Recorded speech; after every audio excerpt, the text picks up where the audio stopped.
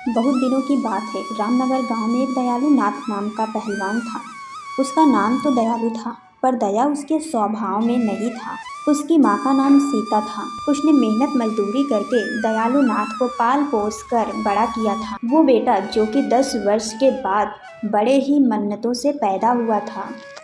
छोटे से ही वो बहुत ही बदमाश था। गांव के सभी बच्चों से हमेशा लड़ता झगड़ता रहता था। माँ सोची, अभी छोटा है इसलिए ऐसा करता है, बड़े होने पर नहीं किया करेगा। कुछ सालों बाद जब वो बड़ा हुआ, फिर भी उसकी आदत वैसे ही थी। और तो और अब वो अपनी माँ की इज्जत भी नहीं किया करता था। फिर भी माँ उसे कुछ नहीं कहती थी और उसकी गलतियों को अनदेखा करती थी। सीता को ऐसा लगता था कि वो आज नहीं तो शादी के बाद सुधर जाएगा, लेकिन दयालु नहीं सुधरा।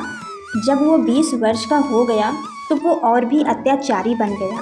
उसकी आदत इतनी बिगड़ गई थी कि अब वो अपनी माँ और पिता पर भी हाथ उठाने लगा था। 2 साल बाद उसके बूढ़े पिता भी दुनिया से चले गए। माँ अब अकेली रह गई थी। उसे अपने बेटे की चिंता होने लगी थी कि उसकी मृत्यु के बाद उसके बेटे का क्या होगा, उसे खाना बनाकर कौन देगा। उसकी माँ ने सोचा, इसकी शादी एक अच्छी लड़की से करा देंगे तो दयालु का जीवन सफल हो जाएगा। उसका ध्यान अपने परिवार में लगा रहेगा तो वो गुस्सा भी नहीं करेगा। लेकिन ऐसा नहीं हुआ। शादी के बाद तो वो और भी बिगड़ गया। पत्नी पुष्पा तथा अपनी सास देविका, जो कि 2-3 दिन के लिए अपनी बेटी के घर पर मिलने आई हुई थी, उसे भी एक दिन दयालु ने शराब के नशे में आकर मारा और गाली गलौज किया। बेचारी पत्नी क्या करती, वो गरीब परिवार से थी और ज़्यादा पढ़ी लिखी भी नहीं थी, इसलिए वो चुप रही। कुछ महीनों बाद उसकी बूढ़ी माँ की भी मृत्यु हो गई। 4 साल के अंदर उसने पुष्पा 3 बच्चों को जन्म दिया। दयालु उन बच्चों को भी मारा पीटा करता था। पुष्पा ये गम सहती गई और कुछ नहीं कह पाती थी। नौकरों की तरह घर के सारे काम किया करती थी। रात को भी वो चैन की सांस नहीं ले पाती थी। उसका पति शराब पीकर आता और मारा करता था। 10 साल तक तो बेचारी पुष्पा जैसे तैसे करके काम काज करती रही और अपने अत्याचारी पति की मार सहती रहती थी, ताकि उसके बच्चे पढ़ लिख के अच्छे अफसर बन जाएं और वे उनकी माँ की तरह जीवन ना जिए। भगवान की कृपा और पुष्पा की मेहनत रंग लाई। जो कॉलेज में पढ़ती थी, उसकी माँ का सपना पूरा होने लगा। उसे अपनी बेटी पर गर्व था कि ये एक दिन बड़ा मुकाम हासिल करेगी।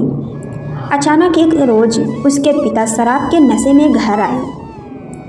अपनी बड़ी बेटी रीना को बुरा भला कहने लगे और मारने लगे। रीना पढ़ी लिखी और समझदार लड़की थी। उसने जैसे तैसे करके अपने आप को बचाई। यहाँ तक कि माँ भी उसे बचाने आई तो उसे भी मारा। ये देख करके उसके दोनों भाई चुपचाप एक कोने में बैठकर रोने लगे। रीना अपनी गलती के बारे में पूछती है कि मैंने किया क्या है, कौन सी गलती की है। सीधा कॉलेज से घर ही तो आ रही थी। हाँ पिता शराब की हालत में ज़ोर से बोलते हैं। मैंने अगली बार तुम्हें राहुल के साथ देखा तो समझ जाना। रीना माध्यम स्वर में, राहुल मेरे कक्षा में पढ़ता है और वो मेरा अच्छा मित्र भी है पिता। मैंने तुम्हें इतना बड़ा क्या राहुल के लिए किया है कि तुम उसके साथ चली जाओ। तुम्हारे ऊपर और तुम्हारे शरीर के ऊपर सिर्फ मेरा ही हक है, इसे मैं किसी के हवाले नहीं कर सकता हूँ। रीना और उसकी माँ ये वाक्य सुनते ही चुप हो गए और अपने मन में सोचने लगे कि ये पिता है कि हैवान। रीना अब इस घर में एक पल के लिए भी नहीं रुकना चाहती थी, क्योंकि हर रोज़ के नाटक से वो थक चुकी थी। आज तो उसके पिता ने इंसानियत का हद ही पार कर दिया था। अब उसे पिता के नाम पर भी घृण आने लगी थी। आसपास के लोग भी उनकी मदद करने से डरते थे। किसी ने उनकी मदद की तो उसके पिता पड़ोसी लोगों को भी लड़ाई करते थे। लोग उनकी मदद तो करना चाहते थे पर कर नहीं पाते थे। उसकी माँ ने उसके लिए इतना संघर्ष किया था, उसे रीना पूरा करना चाहती थी। एक दिन जब उसके पिता घर से किसी काम के लिए 2 दिन के लिए बाहर चले गए थे, तभी पुष्पा ने सोचा ये अच्छा मौका है। रोज रोज के झगड़े से तंग आकर पुष्पा ने रीना की शादी अपने सहेली के बेटे राहुल से कर दी। उसके ही कक्षा में पढ़ता था, उससे करा दी और अपनी बेटी को इस नरक से निकाल देती है। उसी रात रीना और राहुल उस गांव से चले जाते हैं और नागपुर शहर में जाकर अपनी आगे की पढ़ाई करते हैं। घर पर जब उसके पिता को ये बात पता चलती है तो हमेशा की तरह फिर से लड़ाई होती है। लेकिन आज की इस लड़ाई से पुष्पा को बहुत सुख प्रयास बिताता गया। जल्द ही रीना वकील बन गई। उसने अपनी माँ पुष्पा को उस नर्क से आज़ादी दिलाई और अपनी माँ सहित दोनों छोटे भाइयों को अपने साथ अपने घर में रखकर अच्छे तरह से पढ़ा लिखा रही है। आज वे सब एक सम्मान का जीवन व्यतीत कर रहे हैं। अतः पुष्पा का ये संघर्ष पूरा हुआ।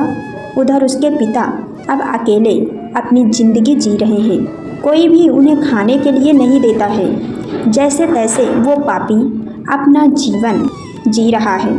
ये कह सकते हैं कि अपने कर्मों का सज़ा भुगत रहा है।